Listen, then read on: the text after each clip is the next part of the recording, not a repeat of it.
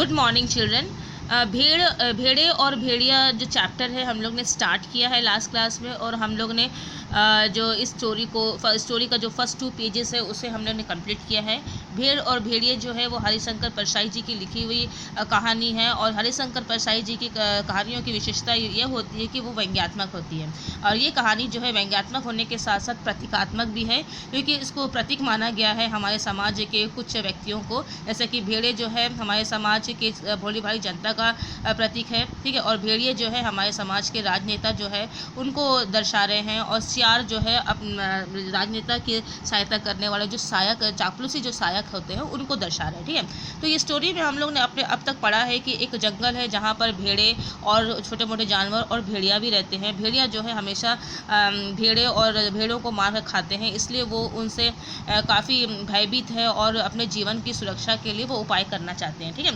और अभी जो उनका मानना है कि अभी तो समय काफ़ी बदल गया है, जो कंट्री है वो आज़ाद हो गया है, लोकतांत्रिक हो गया है। अब हम शिक्षित है, हम समझदार है, तो हमारे सब जगह परिवर्तन हो रहा है, लोकतांत्रिक राज स्थापित हो रहा है, तो हमारे जंगल में भी लोकतांत्रिक जो है प्रजातंत्र जो है वो स्थापित होना चाहिए, ताकि यहाँ पर भी कुछ अच्छा कानून बने और सभी लोगों को जो है जो एक कहावत है जियो और जीने दो की जो बात है वो यहाँ पर भी लागू हो, ताकि सब लोग जो सुरक्षित से और खुशी से यहाँ पर रह सकें। क्योंकि ये जंगल जो किसी एक पशु का नहीं है, सभी पशुओं का है। तो ये बात से जो दूसरे जो पशु थे वो सहमत हो गए भेड़ों के बात से, और उन्होंने कहा ठीक है बोले हम लोग चुनाव करेंगे, बोले, और चुनाव करके जो अपना एक प्रतिनिधित्व लेके आएंगे जो आएगा और एक कानून बनाएगा कि कोई जानवर जो है दूसरे जानवर को नहीं मार सकता। और ये बात जो है ये जिस तरह से ये बात हुई क्रांतिकारी परिवर्तन लाने का, ये पूरा बात जो है पूरे जंगल में फैल गया। तो ये जैसे ही ये बातें जब भेड़ियों के कानों में पहुँची तो भेड़िया चिंतित हो गया, अगर ऐसा कुछ कानून बन गया तो हमारा क्या होगा, हमारा जीवन तो दूसरों के पशुओं के मांस पर ही निर्भर करता है, ठीक है। हम शिकार करते हैं, उनके मांस खाते हैं और जीवित रहते हैं। यदि ऐसा हो गया तो हम खाएंगे क्या, ठीक है। तो इस जंगल से हमको जाना पड़ेगा, ठीक है, और हम कहाँ जाएंगे, कहीं पर और जगह तो नहीं हमारे लिए।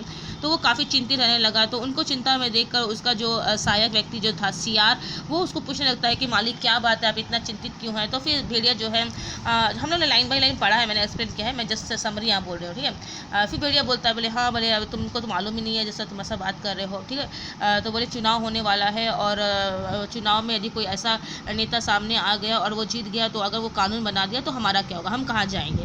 तो फिर भेड़िया उसको बताता है कि हम सियार उसको बताता है कि हम कहाँ जा सकते हैं। फिर अंत में बोलता है कि ठीक है बोले कि आप मुझे कुछ समय दीजिए और मैं जो है कुछ उपाय करता हूँ, ताकि कुछ ऐसा हो जाए कि जो चुनाव हो रहा है उसमें आपको ही वोट मिल जाए। तो ये बात सुनकर भेड़िया नाराज होता है, उसको बोलता है कि ये कैसे संभव है, बोले क्यों आसमानी बातें करता है, बोले काल्पनिक बातें करता है। तो बोलता है कि आप मुझे समय तो दीजिए, फिर मैं अपनी योजना आपको बताता हूँ। तो हमने पेज नंबर 58 तक पढ़े हैं, उससे आगे हम पढ़ेंगे, ठीक है। भेड़िया चिढ़कर बोला, कहा कि आसमानी बातें करता है, अरे हमारी जाति कुल 10% है, भेड़े और अन्य छोटे पशु 90%, भला वे हमें काहे को चुनेंगे। तो काहे, अरे कहीं जिंदगी अपने को मौत के हाथ सौंप सकती है। ये बात जो है भेड़िए पर लगी, उन हम लोग क्यों देंगे वोट, ठीक है, मुझे क्यों देंगे भला, मगर हाँ ऐसा हो सकता तो क्या बात थी, लेकिन अपना अंदाजा भी, अपना जो भाव अंदर की जो भाव थी उसको भी जताया, अगर ऐसा हो जाए तो कितना अच्छा है। बुरा सियार बोला, अगर खिन्न मत होइए सरकार, एक दिन का समय दीजिए, कल तक कोई योजना बन ही जाएगी, मगर एक बात है, आपको मेरे कहे अनुसार कार्य करना पड़ेगा। तब सियार जो है अपने मालिक को समझाता है और बोलता है कि महाराज आप नाराज मत होइए और ठंडे मन से मेरी बात सुनिए, ठीक है। आप मुझे एक दिन का समय दे दीजिए और कल तक फिर मैं आपको एक योजना बनाकर देता हूँ, लेकिन मेरी एक शर्त है कि आपको मेरी हर बात माननी होगी। तो ये जब बात भेड़िया सुनता है तो वो बोलता है, मुसीबत में फंसे भेड़िए ने आखिर सियार को अपना गुरु माना और आज्ञा पालन की शपथ ली। जब सियार ने देखा, बोले कि अगर भेड़िए ने देखा कि अगर सियार मेरे लिए कोई उपाय बना सकता और उसके उपाय से यदि ऐसा हो जाए कि मैं चुनाव जीत जाऊँ, मैं चुनाव में खड़ा हूँगा, मैं चुनाव जीत जाऊँ, तो फिर क्या बात है। फिर उसने सोचा कि उसकी बात मान लेना और वो जो बोल रहा है उसको फॉलो करना ही मेरे लिए अभी उचित होगा, ठीक है। तो उसने हामी भर दी। दूसरे दिन बूढ़ा सियार अपने 3 सियारों को को लेकर आया, उसमें से उसने एक को पीले रंग में रंग दिया था, दूसरे को नीले रंग में और तीसरे को हरे रंग में। तो दूसरा दिन क्या हुआ, बूढ़ा जो सियार था वो आया और उसने अपने साथ में 3 और सियार को वो लेके आया। तो उसमें क्या देखता है कि एक सियार को उसने पीले रंग में, दूसरे सियार को हरे रंग में और तीसरे सियार को नीले रंग में डाला है। ठीक है, तो भेड़िया, जब भेड़िया उनको देखता है, उनको देखता है, बोलता है ये कौन है, वो पूछता है सियार से, बूढ़ा सियार से। भेड़िया ने देखा और पूछा, अरे ये कौन है। बूढ़ा सियार बोला, ये भी सियार है सरकार, मगर रंगे हुए। तब बूढ़ा सियार बताते हैं कि ये भी मेरी ही जाति के लोग हैं, ये मेरे, हाँ यही मेरे मित्र है, ये भी सियार है, लेकिन ये रंगे हुए सियार। रंगे हुए सियार मतलब उन्होंने अपना वेश बदला है अपने चीज़ों को पूर्ण करने के लिए। ठीक है, किस तरह से हम अपने आप को शरीफ बनाकर लोगों के सामने प्रस्तुत करके भी अपने काम निकाल सकते हैं, ये भी ये बताना चाह रहे हैं। ठीक है, आपकी सेवा करेंगे, आपके चुनाव का प्रचार करेंगे। फिर बोलने लगा कि लोग यहाँ पर इसलिए ताकि वो आपका प्रचार कर सके, क्योंकि प्रचार में बहुत ज़्यादा शक्ति होती है। आप देखते हैं कि जब चुनाव होता है तो कितना प्रचार होता है। ठीक है, लोग जाते हैं, क्योंकि ये सब चीज़ें जो है हमारे मन मस्तिष्क को प्रभावित करती हैं। हम सोचने के लिए मजबूर हो जाते हैं कि हम कौन व्यक्ति सही है, कौन व्यक्ति गलत है। हम बहुत सारे लोगों की बातों में भी आ जाते हैं। ठीक है, तो इसलिए जो बूढ़ा सियार था, ये जो 3 रंगे सियार है, ये बहुत ही अच्छे व्यक्ति का रूप लेकर जो है आपका प्रचार करेंगे और आपको ये जिताएंगे भी। भेड़िया ने शंका की, अब मगर इनकी बात मानेगा कौन, ये तो वैसे ही छल कपट के लिए बदनाम है। लेकिन भेड़िया बोला, डाउट करने लगा, बोले ये कैसे संभव, बोले ये तो वैसे ही बदनाम है। लोग जानते हैं कि जो सियार जो है वो कपटी होते, छली होते हैं, अपने कार्य को पूर्ण करने के लिए दूसरों के सामने प्रस्तुत होते हैं, तो इनकी बातों को मानेगा कौन। तब सियार बोलता है, सियार ने भेड़िए का हाथ चूमकर कहा, बड़े बड़े भोले हैं आप सरकार। अरे मालिक, रूप रंग बदल देने से तो सुना है आदमी तक बदल जाता है, फिर ये तो रंग सियार है। तो फिर सियार बोलते हैं कि मालिक आप बड़े भोले हो, आप जानते नहीं है, बोले अभी तो आजकल तो थोड़ा सा रंग बदल दो तो पूरा मनुष्य ही बदल जाता है। बिल्कुल सही बात है। ठीक है, तो फिर ये तो सियार, और सियार लोग तो इस सब चीज़ों में माहिर होते हैं। मैंने अपने आप को इस तरह से बदल लेंगे कुछ समय के लिए, अपना काम निकालने के लिए, आप उसको समझ भी नहीं पाएंगे। ठीक है ना, तो और तब बूढ़े सियार ने भेड़िया का रूप भी बदला। ठीक है, फिर उसने क्या किया, उस सियार जो था, बूढ़ा सियार था, वो अपना कार्य प्रारंभ करने लगा।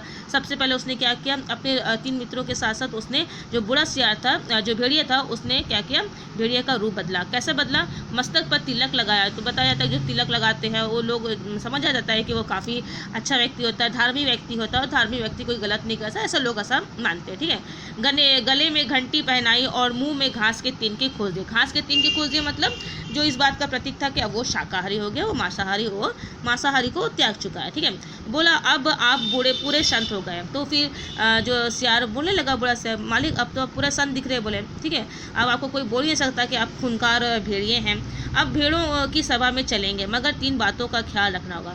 तो बोले अब हम लोग जो है भेड़िए जो सभा कर रही है चुनाव के लिए, हम लोग वहाँ पर जाएंगे और वहीं पर जाकर जो है आपके चुनाव का प्रचार करेंगे, लेकिन आपको 3 बातों का ध्यान रखना होगा, क्योंकि हम लोग भेड़ों के बीच में जा रहे हैं। हो सकता है कि आप अपना कंट्रोल खो दो वहाँ पर उन छोटे छोटे मुलायम भेड़ों को देखकर। ठीक है, तो इसलिए आपको 3 बातों का ध्यान रखना पड़ेगा। सबसे पहले ये है कि आप अपनी हिंसक आंखों को ऊपर मत उठाना, कि आप अपनी आंखों को उठाना, क्योंकि आपकी हम लोग जो भेड़िया की जो आंखें होती है वो इस बात का प्रतीक होती है कि वो खूंखार होते हैं और वो दूसरों को मारने में प्रेरित होते हैं। ठीक है, तो इसलिए आपको अपनी आंखें उठाना ही नहीं है, ताकि लोग आपकी आंखें भी ना देखें और ना ही आपके मन की बात को जान पाए। हमेशा ज़मीन की ओर देखना, ज़मीन की ओर देखना मैंने जो बहुत ही भोला सीधा साधा होता है वो उसका प्रतीक होता है। और कुछ बोलना मत, और अपने मुंह से कोई भी आवाज़ मत निकालना, नहीं तो सब पोल खुल जाएगी। यहाँ बहुत से भेड़े आएंगी, सुंदर सुंदर मुलायम मुलायम, तो कहीं किसी को तोड़ मत खाना। तोड़ मतलब किसी पर टूट मत पड़ना, मैंने आपको अपनी भावनाओं पर कंट्रोल करना है। उस प्यारे और कोमल भेड़ों को देखकर भी जो है आपको अपने आप पर नियंत्रण करना है। अगर ऐसा नहीं कर पाए तब फिर तो हमारा पोल खुल जाएगा और पूरा बना बनाया कार्य जो है वो बिगड़ जाएगा। इसलिए आपको थोड़ा संयम रखना होगा। ये बात जो है बूढ़ा सियार जो है भेड़िए को उसने समझाया। भेड़िए ने पूछा, लेकिन ये रंगे सियार क्या करेंगे, ये किस काम आएंगे। तो फिर भेड़िए बोले, अगर सब कुछ मुझे ही करना है तो तुम ये 3 साल को क्यों लेके आए, बोलो ये लोग क्या करेंगे। तो बूढ़ा सियार बोला, ये बड़े काम के हैं, आपका सारा प्रचार यही तो करेंगे, बोले प्रचार तो यही करेंगे, आप तो सिर्फ एक सीधा साधारण व्यक्ति बनकर जाएंगे, एक प्रतिनिधि के रूप में जाएंगे। ठीक है, लेकिन आपका जो प्रचार करेंगे, आपके गुणों का जो गुणगान करेंगे, ये तीनों सियार ही करेंगे। तो उसने फिर उसको समझाया, भेड़िए को समझाया बूढ़े सियार ने, इन्हीं के प्रचार पर आप चुनाव लड़ेंगे। यह पीला वाला सियार जो है क्या रूप धारण करेगा, ये विद्वान का, लेखक का, कवि का रूप धारण करेगा। और कवि, लेखक, विद्वान जो लोग जो है उनको समाज में काफ़ी सम्मान मिलता है। ठीक है, तो लोग उनकी बातों पर विश्वास करेंगे। यह पीला सियार जो है नेता और पत्रकारों पर भी लोग विश्वास करते हैं कि वो सच्चाइयों को लाते हैं सामने, ठीक है। और यह हरा जो है वो धर्म गुरु, और धर्म का तो हमारे देश में काफ़ी सम्मान होता है। जो धार्मिक बातों पर हम विशेष रूप से ध्यान देते हैं, जो धर्म गुरु बन के आएगा तो लोग जो है उसकी बातों पर भी विश्वास करेंगे, ठीक है। तो आप चिंता मत कीजिए, ये बहुत अच्छे से आपका प्रचार करेंगे, ठीक है। आप चलिए। जरा ठहरो, भेड़िए ने बूढ़े सियार को रोका। कवि, लेखक, नेता, विचारक, ये तो सुना है बड़े अच्छे लोग होते हैं, और ये तो फिर जरा सा डाउट आ गया उसको भेड़िए को। बड़े मैंने तो सुना है कि जो कवि, लेखक, विचारक होते हैं वो तो बहुत अच्छे लोग होते हैं, वो तो समाज के काफ़ी सम्मानित व्यक्ति होते हैं, लेकिन ये तो सियार है, ये तो बदनाम है, ये कैसा होगा, भले काम कैसा करेंगे मैं। तो बात काट कर सियार बोला, ये तीनों सच्चे नहीं हैं, ये कोई सचमुच है। तो फिर सियार बोलता है कि ये जो सियार है सचमुच तो कवि लेखक नहीं है, अच्छे लोग नहीं है, ये तो अच्छा बनने का वहाँ पर नाटक करेंगे, ठीक है ना, रंगे हुए, मतलब नाटक करने के वाले हैं महाराज। अब आप चलिए, देर मत कीजिए। बोले आप चलिए और देर मत कीजिए, फिर वहाँ पर हमें पहुँचना भी है। अब वे चल दिए।